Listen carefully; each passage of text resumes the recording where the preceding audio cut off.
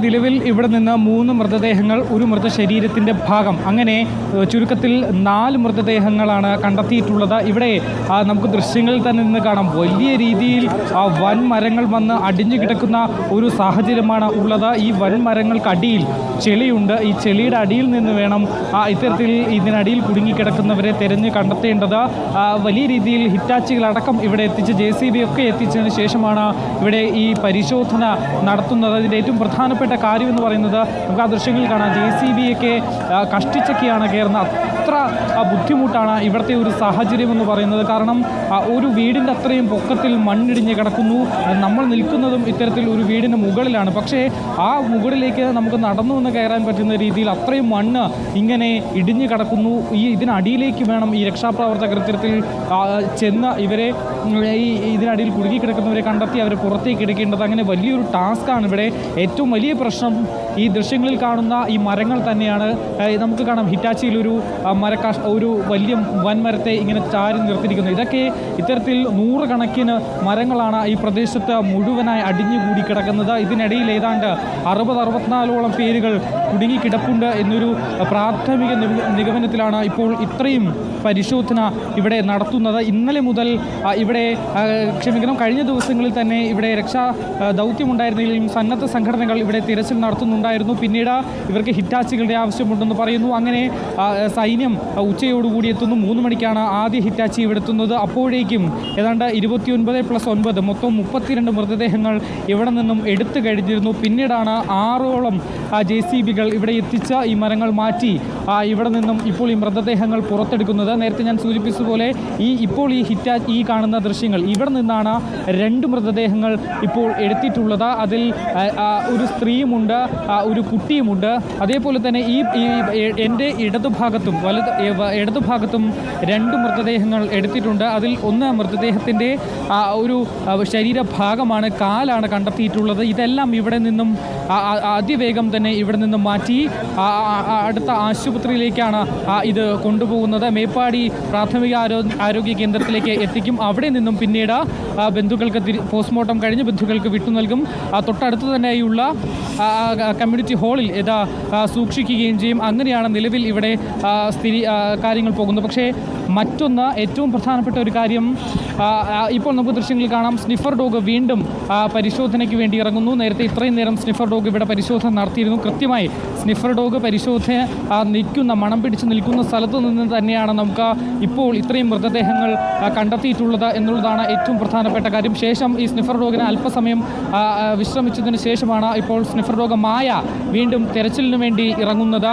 ഇവിടെ ഇപ്പോൾ ഈ മഴ മാറി നിൽക്കുന്നത് ഒരു ചെറിയ ആശ്വാസം പകരുന്നുണ്ട്. കാരണം ഇടവിട്ട് ചെറിയ രീതിയിൽ മഴ പെയ്യുന്നുണ്ടെങ്കിലും അത് വലിയ രീതിയിൽ രക്ഷാപ്രവർത്തനങ്ങളെ അല്ലെങ്കിൽ തിരച്ചിലിനെ ബാധിക്കുന്നില്ല എന്ന് നമുക്ക് പറയാം. നേരത്തെ ഞാൻ സൂചിപ്പിച്ചതുപോലെ തന്നെ ഇവിടെ നിന്ന് 3 മൃതദേഹങ്ങൾ, ഒരു ശരീരഭാഗം, മൊത്തത്തിൽ 4 എണ്ണമാണ് കണ്ടെത്തിയിട്ടുള്ളത്.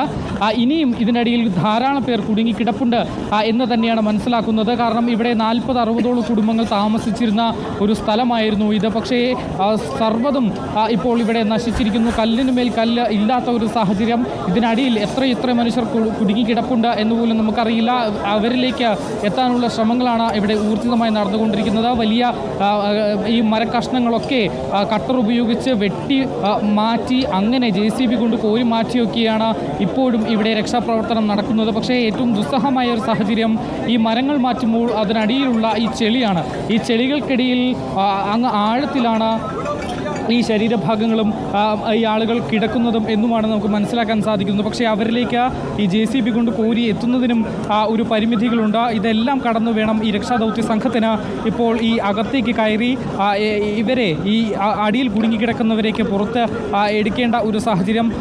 വലിയ മരങ്ങൾ മാത്രമല്ല, വലിയ രീതിയിലുള്ള പാറ കഷ്ണങ്ങളുണ്ട്, മരച്ചില്ലകളുണ്ട്, ചെളിയുണ്ട്, മണ്ണുണ്ട്. അങ്ങനെ എന്തൊക്കെ ഇവിടെ കാണാൻ കഴിയുമോ അതെല്ലാം ഇവിടെ വന്ന് അടിഞ്ഞു കൂടിക്കിടക്കുന്ന ഒരു സാഹചര്യം. മുണ്ടക്കൈ ഭാഗത്തു നിന്നും ഉരുൾപൊട്ടി കൊണ്ടുവന്ന് നിക്ഷേപിച്ചതാണ് ഈ ഭാഗത്തുള്ള ഇത്രയും കാണുന്ന ഈ വൻ മരങ്ങൾ എന്നുള്ളതാണ് ഏറ്റവും വലിയ പ്രത്യേകത. മറ്റൊന്ന്, ഈ സമീപത്തായി ഉള്ള വീടുകൾ, ഇവിടെ നിന്നും ആളുകൾ നേരത്തെ തന്നെ കുറച്ച് മാറിയിരുന്നു എന്നാണ് നമുക്ക് മനസ്സിലാക്കാൻ സാധിക്കുന്നത്. ആദ്യം ഇവർക്ക് ഇത്തരത്തിൽ ഉരുൾപൊട്ടൽ ഉണ്ടായി എന്നൊരു വാണിംഗ് ലഭിച്ച ഉടനെ തന്നെ പല ആളുകളും ഇവിടെ നിന്നും മാറിയിരുന്നു. അതുകൊണ്ട് പലരും രക്ഷപ്പെട്ടു, അല്ലെങ്കിൽ ഭാഗ്യം കൊണ്ട് അവർ രക്ഷപ്പെടുന്ന ഒരു സാഹചര്യമായിരുന്നു ഉണ്ടായത്. പക്ഷേ അപ്പോഴും കുടുങ്ങിപ്പോയ 10-60ഓളം പേര്, 64ഓളം പേർ ഇതിനടിയിൽ തന്നെയുണ്ട് എന്നാണ് നമുക്ക് മനസ്സിലാക്കാൻ സാധിക്കുന്നത്. നേരത്തെ ഇവിടെ നിന്നും മനുഷ്യന്മാരെ മാത്രമല്ല വളർത്തു മൃഗങ്ങളുടെ അടക്കം മൃതദേഹങ്ങൾ ലഭിക്കുന്നുണ്ട്. ഇതിനിടയിൽ പെട്ടുപോയ ചെറിയ ചെറിയ ജീവികൾ, പാമ്പടക്കമുള്ളവ ഇതിനിടയിലുണ്ട്. ഈ പാമ്പുകൾക്കിടയിലൂടെ വേണം ഇത്രയും ആളുകൾക്ക്, NDRFിൻ്റെയും സൈന്യത്തിൻ്റെയും സംഘങ്ങൾക്ക്, ഈ സന്നദ്ധ പ്രവർത്തകരുടെ നേതൃത്വത്തിൽ ഈ രക്ഷാദൗത്യം നടത്തേണ്ടത്. കാരണം മലവെള്ളപ്പാച്ചിലിൽ ആ ഉരുൾപൊട്ടലിൽ ഒലിച്ചെത്തിയ പാമ്പുകളുണ്ട്, വലിയ വലിയ പാമ്പുകളും ഇവിടെയുണ്ട്. ഇതിനിടയിലാണ് ഈ രക്ഷാപ്രവർത്തനം നടക്കുന്നത് എന്നുള്ളതാണ് ഏറ്റവും പ്രധാനപ്പെട്ട മറ്റൊരു കാര്യം. മറ്റൊന്ന്, നമ്മൾ ഇന്നലെ ഈ ദൃശ്യങ്ങൾ കണ്ടതാണ്, ചൂരൽമല വില്ലേജ് ഓഫീസിന് സമീപത്തെ ദൃശ്യങ്ങൾ കണ്ടതാണ്. ഇപ്പോഴും ഏതാണ്ട് ഒരു ചെറിയ ശതമാനം മാത്രം, ഒരു ഭാഗത്തെ മരങ്ങൾ മാത്രമാണ് നീക്കാനായിട്ടുള്ളത് എന്നാണ് എനിക്ക് ദൃശ്യങ്ങൾ കാണുമ്പോൾ മനസ്സിലാകുന്നത്. ഇത്രേ ഹിറ്റാച്ചികളോ ഒന്നും തന്നെ പോരാ, അത്രയും മരങ്ങൾ അവിടെ അടിഞ്ഞുകൂടി കിടക്കുകയാണ്. അതിനടിയിൽ നിന്നാണ് 30-ലധികം മൃതദേഹം ഇപ്പോൾ കണ്ടെത്തിയിരിക്കുന്നത്. 34 മൃതദേഹം ഈ ഭാഗത്തു നിന്ന് തന്നെ കണ്ടെത്തുന്നു. അപ്പോൾ കൂടുതൽ ഉപകരണങ്ങൾ ഇങ്ങോട്ട് എത്തിക്കേണ്ടിയിരിക്കുന്നു, കൂടുതൽ പരിശോധന നടത്തേണ്ടിയിരിക്കുന്നു, കൂടുതൽ രക്ഷാദൗത്യം ഈ മേഖലയിലേക്ക് കേന്ദ്രീകരിക്കേണ്ടിയിരിക്കുന്നു, അല്ലേ?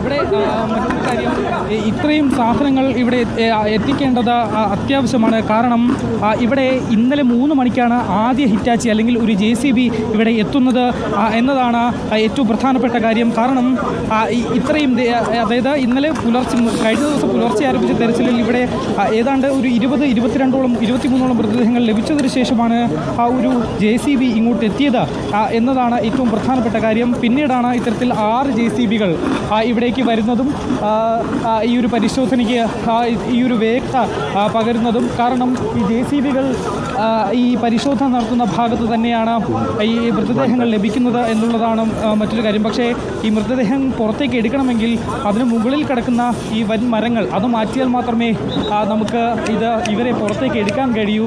ഈ ദൃശ്യങ്ങളിൽ കാണുന്നത് പോലെ എത്രത്തോളം ഇതിൻ്റെ വ്യാപ്തി അത് മനസ്സിലാകുമെന്ന് എനിക്കറിയില്ല. പക്ഷേ വൻ മരങ്ങളാണ്, വലിയ മരങ്ങളാണ് ഇവിടെ അടിഞ്ഞുകൂടി കിടക്കുന്നത്. അതിൻ്റെ ഏതാനും ശതമാനം മാത്രമാണ് ഇവിടെ നിന്ന് നീക്കം ചെയ്ത ഈ മൃതദേഹങ്ങൾ കണ്ടെത്താൻ കഴിഞ്ഞിട്ടുള്ളത് എന്നാണ് മനസ്സിലാക്കേണ്ട കാര്യം.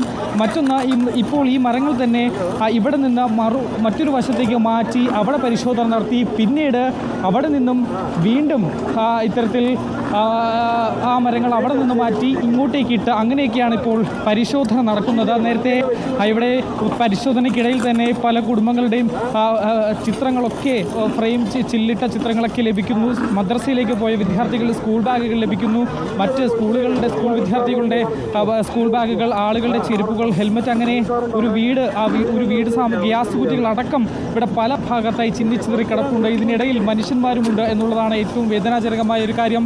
പക്ഷേ ഇവരെയൊക്കെ നമുക്ക് പുറത്തെടുക്കണം. ഇവരെയൊക്കെ പുറത്തെടുത്ത് ഈ ഒരു പ്രകൃതി ദുരന്തത്തെ അതിജീവിച്ചേ മതിയാകൂ. എന്തായാലും സൈന്യത്തിൻ്റെ നേതൃത്വത്തിൽ, NDRFിൻ്റെ നേതൃത്വത്തിൽ, സന്നദ്ധ സംഘടനകളുടെ നേതൃത്വത്തിൽ ഇപ്പോൾ ഈ ചൂരൽമല വില്ലേജ് ഓഫീസിന് സമീപത്തെ ഈ ഒരു ഉരുൾപൊട്ടലിൽ തെരച്ചിൽ ഊർജിതമായി തന്നെ നടക്കുന്നുണ്ട്. സ്നിഫർ ഡോഗുകളുടെ പരിശോധനയുണ്ട്, ഡ്രോണുകൾ ഉപയോഗിച്ചുള്ള പരിശോധനകൾ നടക്കുന്നുണ്ട്. മനുഷ്യസാധ്യമായ എല്ലാ കാര്യങ്ങളും ഇവിടേക്ക് എത്തുന്നുണ്ട്. കൂടുതൽ സംവിധാനങ്ങൾ എത്തിയേക്കുമെന്നാണ് നമുക്ക് നേരത്തെ ഒരു സൈന്യത്തിൻ്റെ ഉദ്യോഗസ്ഥരുമായി സംസാരിച്ചപ്പോൾ, ഒരു ബ്രിഗേഡുമായി സംസാരിച്ചപ്പോൾ നമുക്ക് മനസ്സിലാക്കാൻ സാധിക്കുന്നത്. കാരണം ഇത്ര ഹിറ്റാച്ചികൾ കൊണ്ട് ഈ മരങ്ങൾ ഇവിടെ നിന്ന് നീക്കം ചെയ്യുക അത് അസാധ്യമാണ്. കാരണം ഇനിയും ഹിറ്റാച്ചികൾ ഇങ്ങോട്ട്, JCBകളടക്കം ഇങ്ങോട്ട് എത്തേണ്ടതുണ്ട്.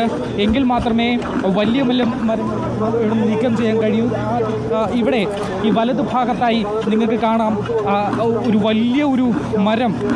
അത് നീക്കണമെന്നുണ്ടെങ്കിൽ ഈ നിലവിൽ ഇവിടെയുള്ള ഹിറ്റാച്ചികൾ മാത്രം വിചാരിച്ചാൽ പോരാ, ഇനിയും ഹിറ്റാച്ചികൾ ഇവിടെ എത്തിയാൽ മാത്രമേ ഇത് ഇവിടെ നിന്ന് നീക്കം ചെയ്യാൻ സാധിക്കൂ. കാരണം ഇതിനടിയിലും മൃതദേഹങ്ങളുണ്ട് എന്നാണ് നമുക്ക് മനസ്സിലാക്കാൻ സാധിക്കുന്നത്. അത്രത്തോളം ദയനീയമായ അവസ്ഥയാണ്, അല്ലെങ്കിൽ അത്രത്തോളം ദുഃഖകരമായ ഒരു സാഹചര്യമാണ് ഇവിടെയുള്ളത്. കാരണം ഇത്രയും മരങ്ങൾ നീക്കുമ്പോൾ നേരത്തെ ഇപ്പോൾ ഈ കാണുന്ന ഈ ഭാഗത്ത് നിന്നാണ് ഒരു മരങ്ങൾ മാറ്റുന്ന ഇടയിൽ ഒരു മനുഷ്യൻ്റെ കാല് അത് ഒരു മൃതശരീരത്തിൻ്റെ ഭാഗം കണ്ടെത്തുന്നത്. അങ്ങനെ ഓരോ തവണ കുടിക്കും തോറും ഇവിടെ പല ഭാഗങ്ങളിൽ നിന്നായി മൃതശരീരങ്ങൾ ലഭിക്കുന്ന ഒരു സാഹചര്യമാണ് ഉള്ളത്.